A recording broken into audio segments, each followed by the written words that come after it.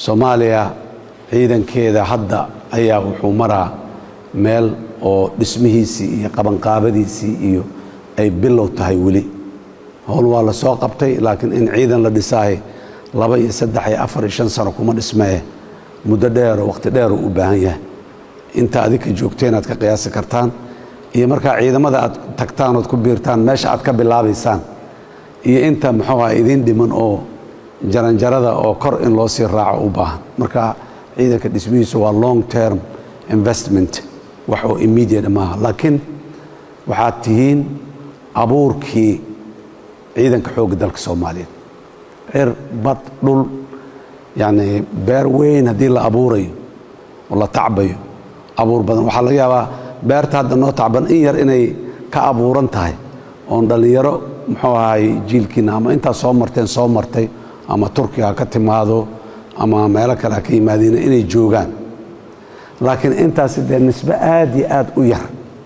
ayay ka yihiin. Fursadda hoggaan fiican oo ciidanka in la helana waxay ku sii weyn tahay ku sii ballaaran tahay marka saraakiil badan oo la kala xusho la kala fiiriyo la helayo. Saraakiil badan oo qaarkood advanced courses loo sii dira qaarna shaqadii si hayo oo dhulka ay joogaan marka la helayo. Laakiin marka wax dhan ay kugu yar yihiin oo taliyo horin hadaad waxbarasho u dira tagto horintii yaa si haynaya ay su'aal aad ka jawaabi karin ay kugu noqonayso xoogaa waad dar kartaan duruufaha. Dalka Soomaaliya 8 bilood ka hor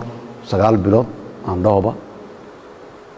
wax walba waxay ahaayeen sidii ay ahaayeen 5 sano 6 sano 7 sano ka hor. ciidan amisom oo meel degan xeryahooda ee ku kooban iyo ciidan yar oo xoogga dalka Soomaaliyeed oo aan kaligiis meel degi karin ee amisom ta la dega oo sidaas ay tahayna haddana weliba aan ku bad qabin. hadda markaan xafiiska imiday iyo intaan banaanka joogayba daraasadii aan sameynay haddii aan maalintii aan dhiilayn amisom hana raacdo qaacidaduna waxay ahayd amisom ma dagaal gasho ciidanka xoogga dalka Soomaaliyeed haddaanu la socon, ciidanka xooggaduna ma dagaal galaan amisom haddaanay la socon. sidaasa noormaha yani sidaas u ah. haddaan marka taas aan sii raaci lahayn oo ciidanka amisom hana raaco markaan dhaqaaqayna aan dhihi lahayn meesha maanta aan joognaan joogle meesha maanta aan joogno maanaan joognan laana amisom maalintaas oo ciidanka xoogga dalka Soomaaliyeed dhaqaaqa aan lahayn xariyi ay joogtay weli joogtaa 1 mitir banaanka ugama bixin. meelihii markaas FOPs ka ahay frontline operating bases ka uu ahaa ayay weli degan yihiin, laakiin ciidanka xoogga dalka Soomaaliyeed meeshii waxay u jiraan 200 kilomitir meelaha qaarkood 300 kilomitir ay ka fogaadeen hor u sii socdeen keligood amisom la'aan. marka horta dee wiilashaas waa garan kartaan ciidan yar oo tababaran oo Soomaaliya oo dhan ah oo isku dhafan iyo ciidankii maleeshiyaadka ahaa ee berigii dagaaladii sokeeye ka yimiday hogaamiyey kooxadii ka yimiday kuwii midowgii maxaakiimta islaamiga ka yimiday oo laakiin beelaysan degaamaysan waay. khibradda iyo waaye aragnimada waxaynu soo tustay kuwa isku dhafani inay aad iyo aad uga tayo badan yihiin kuwa reer hebel ah. wiilka Soomaaliga waa wiil Soomaaliya, kuwan isku dhafan la sidooda waa reer hebel iyo reer hebel iyo reer hebel. midna muxuu ahay xidigta Mars lagama keenin, laakiin isku dhafnaanta iyo isku jirka iyo maxaan ku yiraahdaa ya sensiga waxaa yaraanaya dareenka ah reer hebel haddaan nahay aan is ilaalino iyo qalabkanaga aan ilaashano. marka hadda ciidanka weli waa nagu yaryahay laakiin nambarku waa soo kordhaya. ciidan inaad tababarto infantry ana waa ama askari tababartana way sahlan tahay, laakiin waxaa mushkilada ka jirta 9 bilood 9 maalmood ciidanka hadda magaalada Muqdisho amnigeeda wax ka bedelay 9 maalmood lagu soo tababaray ayagoo wiilal oo rayida la qaaday 9 maalmood kadib waa la soo celiyay. shaqada aad aragtay oo kulli aad maqasheen oo wanaagsan ay magaalada Muqdisho ka qabteen, laakiin sarkaal 9 maalmood sarkaal fiican ku soo saari karaa waad aragteen waxaad maraysaan waxaad soo marteen iyo inta idin dhimanba. sarkaalku hawshiisu hawl fahlo hadda maanta taxadiga Soomaaliya haystaahi ciidan ma aha askari ma aha sarkaal waay askarti waa la tababaray saraakiisha aad iyo aad noogu yar laba problem saraakiil ciidankii oo dhan hogaami karta min koox ilaa maxaan ku raadayay guuto iyo maxaan ku raadayay gaas la gaaro waan ugu yiri ma hayno waxa intaas dheer saraakiishii refresh course iyo waxbarasho kale iyo waxba kale ma aadi karaan 8 bilood 9 bilood oo la soo dhaafay reerahoodii ma arag ma tegin fasax ma qaadanin sitimaan Allah ka dhigay dagaalkii xabadii ay Soomaaliya geeskaas ka bilaabeen oo waliba maadaama ay yiri maalin walba dhinac loola cararay ciidanka ururkan xagga gee hawrinka soo qaadkana xagga ku xooji guutadan inta loo dhaqaajiyo laga soo bilaabo gobolada dhexe galmudug geeskeeda ilaa maxaan ku raada xeebta ceel dheer xara dheere maxaa ahaa dhulka cadala dhulka aad maqasheen intaasoo dhan masaafo waliba lug ah inta badan 90% socod iyo lugay ku soo mareen ciidamadeena waxay muujiyeen runtii adkaysi aan ciidan saas u adkaysan kara aanu jiro Amazon taangiya haysto beebayaal haysto helicopter haysto madaafiic haysto wax walba haysto inta 15 sano inta waa noo sameey kari waayeen 15 sano mishaarka iska dhaaf waxa ay karo dhan facility ay haystaan iska daa raashinkooda helicopter lagu daldalayo meel kasta loogu geynayo 15 sano inta yarta ee hadda aan sheegaynaa oo dalka waliba nus ka mid ah u dhiman yahay wali la taaban way noo qaban waayeen soo maamaadii eeday sacab biyo sacabadaada waaye maamaada dhabta u jirto dalkeena asoo dawlad la oo dhisan annaga duminay haddana inaan dhisnoon dawlad u yeelno annaga u buu naga sugayaa cid kasta gaashaa buurta naata haday timaado dawlad nooma dhisi karto waana fact saad lahayaa 33 dawladood ciidankood ayaa Soomaaliya yimiday oo Mareykanku horkacay oo cid maanta ka technology awood badan aanay jirin oo Ingiriis ku jiray oo Talyaani ku jiray oo Canadians ku jiray Australians you name it Pakistan Hindi maxaan ku yiraahdaa qof walba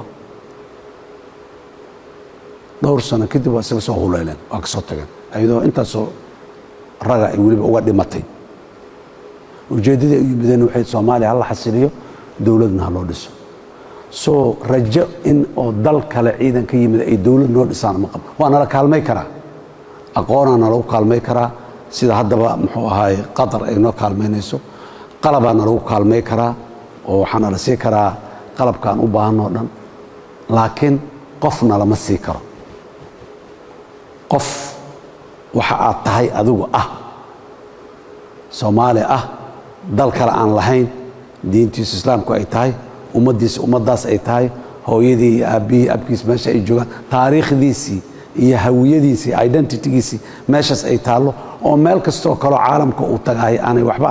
u soo kordhinayn ee caalamkan faraha badanna inta la eege 7 bilyan oo qof ay ku nooshahay boqocadaas yarta oo figure 7 ka oo Soomaaliya la yiraahdo ku leh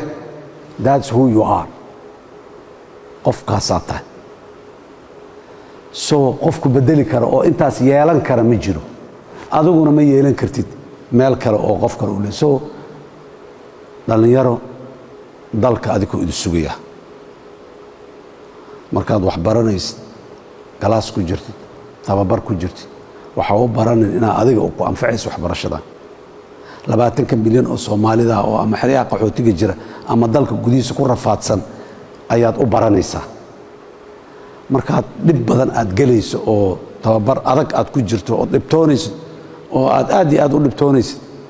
in lagu dhibaayo lagu ciqaabayo u arkin waxaad u dhibtoonaysaa 20 milyan oo Soomaalida oo ku shinsan doon ku hadal hayn doon qayrkiin kuwa awaayo kuwa maalin walba dhimanayo dhaawacmayo curyaamaya qaarkood caruur ka tagayo aabbayaal hooyooyin maxaan ku raadayay ka tagayo oo maxaan ku raada gablan noqonaya waxay idinkaga duwan yihiin malaha idinkoo kala waay waxaad baranaysaan si fiican dalkan wanaagaas noo sameey hal si aan ugu abaalgudi karnaa bas fursadda waxbarashada oo ayna siiyeen inaan ka faa'iidaysano oo aan si fiican u baranno markaas ayaga intaas abaal u ah intaas mahadcelin u ah intaas mahadidin u ah laakiin markay resources iyo macallimiin iyo wax walba boos wiilkooda uu geli lahaa intaanu saraakiil qatariyiina fadhiisa lahayd meesha fadhidaan aan wax ku baran lahayd keenna ha joogo ee kan Soomaaliga wax ku barto haddii la yiri abaalin ugu leeyihiin abaalku ugu fiican dalkan beesa noogama baahna dhaqaale kale noogama baahna waxbarashada inaan ka gadano annaguna ma awoodno ayagana noogama baahna laakiin sarkaal fiican inaad noqotid oo la yiraahdo bari sarkaalkan qatar wax ku soo bartay sarkaalkan Soomaaliya waxaasoo u qabtay abaalmarintooda waa intaas ay naga gudbi karaan marka waxaan idin rajaynayaa dhammaantiin inaad si guula ku dhamaysataan waxbarashada meesha kuma eka way sii socon doontaa ama inta ka sii wata oo heerka tan hadda aad qaadateen leyli sarkaalka ee basic midda ka sarreysa gaara ama inta baxdaan ku soo noqda laakiin waxbarashadu noloshu sideedaba odagan waayeelka ayaa bila ka hor PhD qaatay Soomaa soo adiga oo dhalinyaro ah marka maxaa the sky is the limit adduunyada dhan haddii ku hor leedahay at the age of above 60 marka hadda aan buug iyo qalin inta qaatay caawo aan fadhiyo oo qorka noqor inta la igu soo celiyay waa ku soo celi waxaad qortay meeshaas ilaa incomplete way ma dhama fikirkaan ma saxsana dib haddana ugu noqo ilaa markii dambe la yiraahdo sax waay la ogolaado inaan maxaa waay difaaco oo aan qaato PhD so you are never too old to learn weligaa da'daadu ma weynaato si aad wax u barato wax baro noloshaada intaad nooshahay wax baro midda hadda hay horta ka dhibkeen ka bacdina u sii diyaar garow dalkan iyo dalal kaloo badan waxay diyaar nool yihiin advanced courses in la siiyaan ciidanka muxuu ahay cirka in ay maxaan ku raadaay kor u sii qaadaan helicopter pilots jet fighter pilots inay siiyaan laakiin baahideena ka jawaabayna war maanta intaan hana la gaarsiiyo bal berri aan wixii kaloo jira aan u soo noqonnay ciidanka badda sidoo kale Soomaaliya dhulka ay leedahay Soomaaliya 636 kun oo kilomitir oo square way badda aan leenahay 1,200,000 oo square oo mile way laba jeer iyo ka badan ayaa baddeenu weyn tahay dhulkeena ka weyn tahay badda sidaas ah mar saacad walba kun markab ugu yaraana ku jirto oo iska jilaabanayso oo si waliba nidaam aan u jilaabanaynin waliba ka gaarsiin xad waxa ka xadi karta leh ma difaaca karno ma ilaasha karno cidno ilaa adduunyada dhan waa u jeedaa in la boobowha oo nala dhacoha cidno ilaalinaysa ma jirto inaan nimaado oo aan ilaashano annagana laga rabaa idinka la dika rabaa laakiin bad kasta hadii la galayo dhulka laga soo galaa Soomaa hadda waxaan ku mashquulsanahay horta dhulkii sidaan u xasilin lahayn si aan badda u gaarno u galno ama badda hadaan ka soo baxna aan oo haddii aan duulno aan meelan nabadoon ku soo degna aan u helno dhulkii hadda aan muxuu dagaalkiisa ku jiraa laakiin mustaqbalka ciidanka Soomaaliya runtii waa hadduu dhismaya hadduu socdaa badda noo muhiima cirka noo muhiima dhulka iskaba dhaaba isaga waaba meeshii dadku ku noolaayeen oo wax walba laga hagaajinay marka dhalinyaro war intaas kadib yaa waaye sarkaalka tartanka quraanka ku guuleystay maalweed ma sha Allah magaca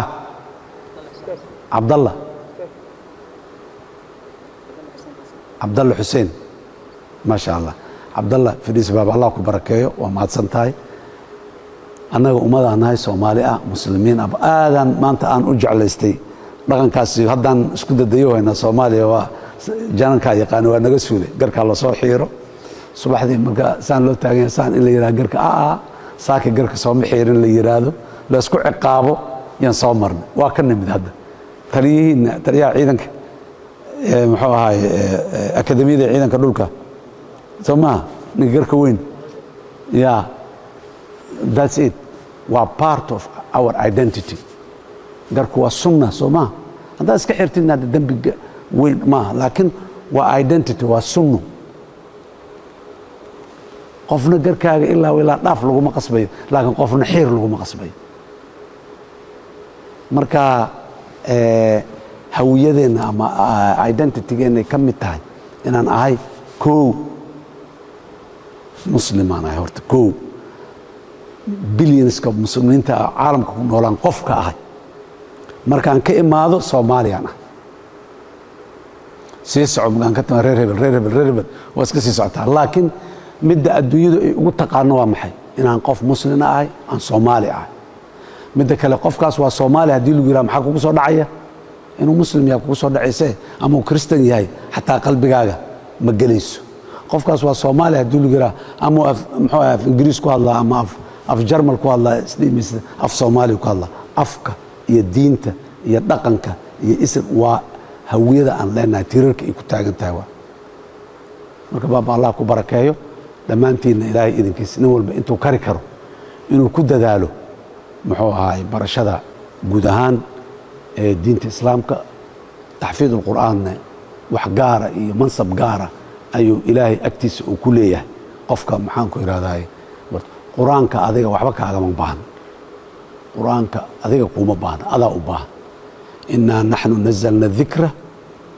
wa innaa lahu laxaafid ilaahay yiri ilaahayna ballantiisa muxuu ahay inuu qur-aanka xifdinayo ilaahay ballantiisana ma baaqato mana la seedo laakiin adiga noloshaada si ay u toosto oo qof maxaan ku ihahdaayey meel leh oo gabaldayo aan ahayn gabaldayo subxiina halkan u jeedaa galabtiina halkan u jeedaa haddaadan qiyam aadan lahayn meeshaad tagtaad ku caqli noqonay meeshaad tagtaad ku dhaqan noqonay meeshaad marka dambena qof aan la rabin oo meelna aan lahaynaad noqonay nin sarkaala oo muslim ah oo ciidan muslimiin ah hogaami doono oo dad muslimiin ah difaacaya oo dal islaamku diintiisa uu yahay u taagana tahay soo taas walaa taziru waasiratu wisra ukhraa haddaa cibaadaysato oo ilaahay ku xirnaato adaa abaalkeeda helayo haddaad dembi gashana adaa ciqaabteeda helayo laakiin inaadan ciqaab helinood mar walba abaalmarinta iyo raalli ahaanshaha ilaahay inaad hesho oo qof ilaahay ku xidhan aad noqotaan wada jecelnahay kulligan